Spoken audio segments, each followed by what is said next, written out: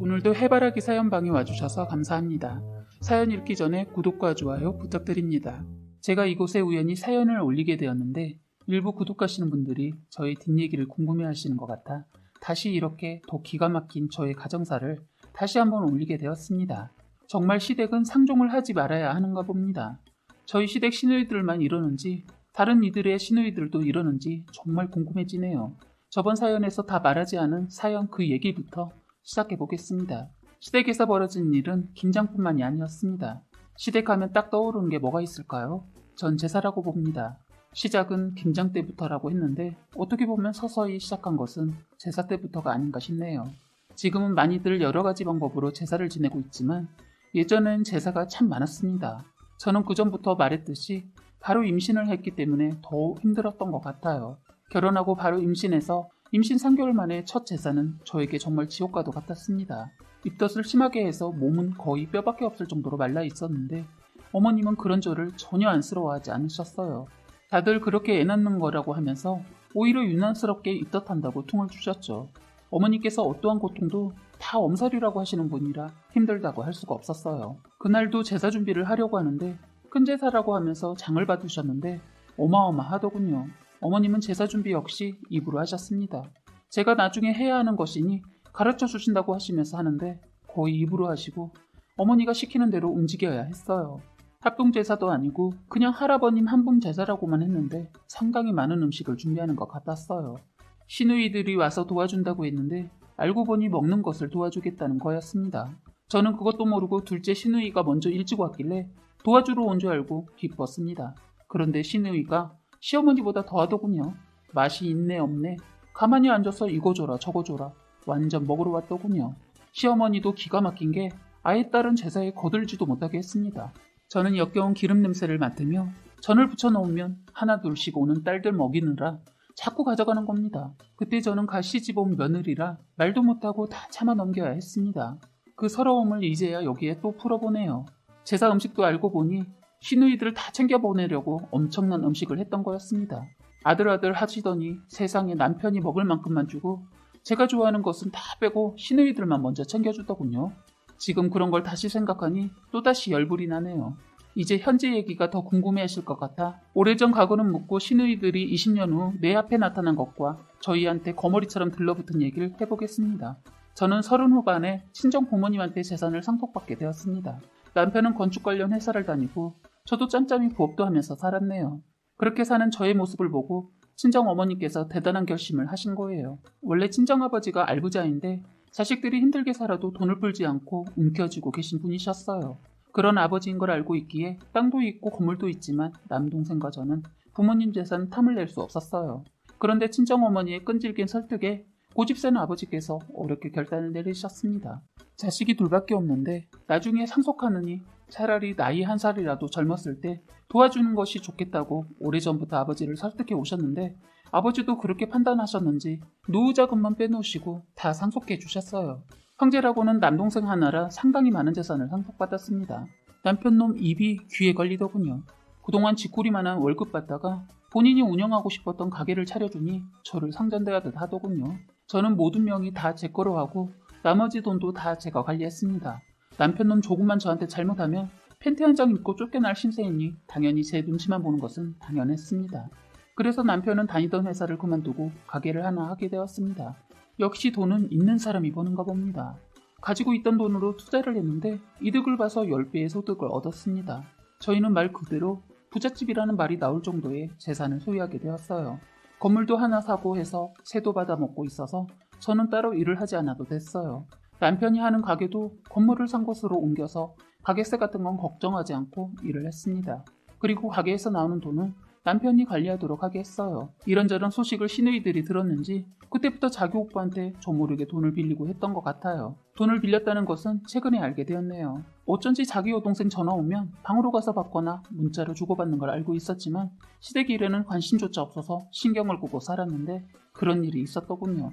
상황이 급한 시누이가 남편을 자꾸 재촉하면서 돈을 달라고 하니까 혼자서 감당하고 있다가 본인도 도움을 주는데 한계가 왔는지 20여 년 동안 한 번도 꺼내지 않았던 자기 누나와 동생 얘기를 저한테 하는 겁니다.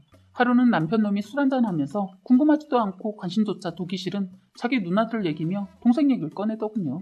시누이들 마음을 곱게 쓰고 살지 않아서 그런지 셋 다 참 기가 막힌 사연으로 이혼도 하고 아직 혼인도 하지 않고 애들을 키운 시누이도 있었더군요. 하나는 유부남인지 모르고 애까지 가졌다가 그 부인한테 죽도록 얻어맞고 애는 그 집에서 키운다고 들었어요. 그리고 또 하나는 애 셋을 혼자서 키우고 있는데 셋 다 아빠가 다르다고 하더군요. 기가 막히더군요. 이해가 되지 않았어요. 이 시누이는 젊어서도 남자한테 미쳐 지 자식들 내팽개치고 싸돌아다니더니 늙어서까지 그런다고 들었어요. 그리고 나머지 시누이도 역시 애 둘까지 낳았는데 남편이랑 전부인이랑 아직 이혼을 안 해서 그냥 그렇게 왔다 갔다 하며 산다고 들었어요. 꼴들이 기가 막혔습니다. 마지막으로 비우상하고 재수없는 큰 시누이는 자식 때문에 지금 제명에 못 살 것 같더군요. 아들이 음주운전을 했는데 피해자가 사망하는 바람에 감방에 가 있다고 들었습니다. 딸내미도 사내연애를 했는데 유부남인 거 알고 사귀었다가 지금 상간녀 소송당해서 회사도 그만두고 집에서 놀고 먹고 있다고 들었네요. 고모부님도 주식 투자했다가 퇴직금 다 날리고 큰 시누이 집안 아주 개판이더군요. 이런 얘기를 하면서 남편놈 저한테 도와주면 안 되겠냐고 말을 하는 겁니다. 저는 남편한테 왜 이딴 말을 왜 해? 도와달라고 했어? 지금 다들 상황이 그렇잖아. 도와주면 안 돼? 나머지 셋은 뭐하고 사는데 지금까지 연락 한 번 안 하고 지낸 나보고 도와주라고 하는 거야? 당신 미쳤어? 누나들 셋은 아예 남처럼 지낸다고 들었어. 처음엔 도움을 줬었는데 돈을 안 갚으니까 그냥 인연 끊고 산다고 들었어. 친자매끼리도 그렇게 지내고 살고 있는데 지금 나보고 부탁을 하는 거야? 씨도 안 먹히는 소리 하지 마. 내가 누나들한테 받은 게 있는데 너 너무한 거 아니야? 내가 받았어? 난 자기 누나들한테 받은 거라곤 멸시와 상처뿐이었어. 그리고 당신 누나들의 가정부였다고. 지난 얘기 또 해볼까? 이젠 네 누나들 때문에 싸우고 싶지 않으니까 그만해. 더니 술 먹던 상을 갑자기 들쳐 엎어버리더니 가진 것이 없는 너한테 내가 부탁하냐? 있으니까 조금만 도와달라고 하는 게 그게 그렇게 힘들어? 뭐 하는 짓이야? 식당 놔두고 공상밖에 이러고 먹더니 이러려고 그랬냐? 이런다고 변하는 거 없어. 내가 남을 도우면 도왔지 시누이들은 절대로 안 도울 거니까 그렇게 알아. 했더니 상을 엎는 걸로 부족했는지 이놈이 거실장에 제가 아끼는 그릇을 밀쳐버려서 한순간에 그릇들이 와장창 다 내려앉아 버렸어요. 그동안 애아빠라고 버리지 않고 거두어줬더니 이놈이 겁을 상실했더군요. 저는 안방으로 들어가 남편 옷을 가지고 나와 가위로 마구 잘라버리고 있으니까 이놈도 가만히 있지 않고 저를 치려고 하다 멈칫하더군요. 제가 가위를 세웠거든요. 죽고 싶어? 내가 그만하라고 했을 때 멈춰야지. 너 딴 새끼 거두는 게 아닌데 이 집에서 당장 꺼져. 이놈 옷이라고는 런닝에 반바지 입은 상태였는데 제 성질 건드려봤자 남는 거 없고 홧김인지 그대로 나가더군요. 말리는 사람이 없다 보니 싸움은 더 심했습니다. 남편이 나가고 전 예전에 남편에게 마지막 기회를 줬던 그 카드를 쓰기로 했습니다. 바로 끝이었습니다. 그런데 이놈은 제가 그냥 이러고 말 거라고 생각했던 모양입니다. 이놈이 가게에서 생활을 하다 제가 화가 풀렸는지 확인하려고 문자를 했더군요. 저는 화가 풀리지 않았다는 것을 알려서 그런지 남편놈 집에 들어오지 않았어요. 술김이라지만 지가 한 행동이 있고 그래서 그런지 쉽게 집에 오지 않더군요. 그동안 저는 집이며 가게며 재산 정리를 했습니다. 남편놈 가게에서 생활하고 있었거든요. 그러다 갑자기 집으로 왔다고 하더군요. 그럴 만한 게 이놈 가게가 팔렸기 때문입니다. 다급했는지 문을 두드리면서 밖에서 욕을 하면서 문을 열라고 했다고 하더군요. 그런데 저는 그 집에 있지 않았습니다. 저는 이미 이사를 했고 그 집은 다른 사람이 살고 있었기 때문입니다. 저는 집을 팔고 아주 작은 원룸으로 이사를 했습니다. 이혼을 하기 위한 것이었죠. 저는 그렇게 보기 좋게 남편놈과 법정에서 얼굴을 보게 되었습니다. 얼굴은 초췌해서 저를 보자마자 막말 날리고 저를 가만히 안 두겠다고 하더군요. 그런데 그 자리에 시누이들도 다 같이 왔더군요. 시누들 동생이 자기들 때문에 이렇게 됐으면 사과를 하거나 동생 감싸 안아달라고 부탁을 하는 게 아니고 오히려 욕을 하더군요.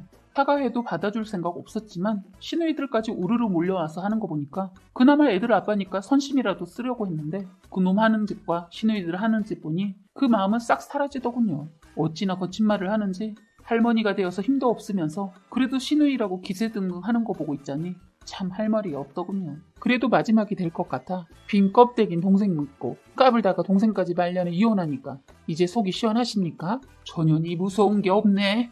네, 저 무서운 거 없어요. 세월만큼 저도 변했고 이제 다 같이 늙어가면서 인연전연 하지 마시고 지팡이 짚고 여기까지 올 정도로 힘이 남아있으면 앞으로 동생도 잘 돌봐주세요. 했습니다. 그랬더니 그 지팡이 저한테 휘둘길래 잡아서 밀쳤습니다. 휘청하더니 더 이상 덤비지 않더군요. 늙어서 다치면 뼈도 쉽게 붙지 않으니까 나서지 마세요. 저 건드려봤자 힘으로 보나 뭐로 보나 손해인 거 알고 있죠? 그리고 당신 다신 보지 말자. 내가 끝까지 가보려고 했는데 여기까지인 것 같다. 그리고 아예 아무것도 진짜 안 주려고 했는데 네가 나 모르게 빼돌린 돈은 내가 위자료다 생각하고 거들먹거리지 않을 테니까 그거 먹고 떨어져. 그리고 살다 돈 없으면 그동안 네 동생한테 퍼준 돈 달라고 해. 엄청 해먹었던데. 신우인년도 염치가 있는지 아무 말 않더군요. 저는 20여 년 동안 못한 말들 다 퍼붓고 그들을 뒤로하고 왔습니다. 어찌나 속이 시원하던지 진짜 시댁과 끝인 게 느껴집니다. 그런데 남편과 아직 완전 끝낸 건 아니고 지금 이혼 준비 중에 있습니다. 시누이들이 다 같이 몰려와서 그때 해결하지 못하고 진행 중입니다. 이젠 하루빨리 끝내버리고 자유롭게 살고 싶네요. 사연은 여기까지였고요. 구독과 좋아요, 알림 설정 부탁드리겠습니다.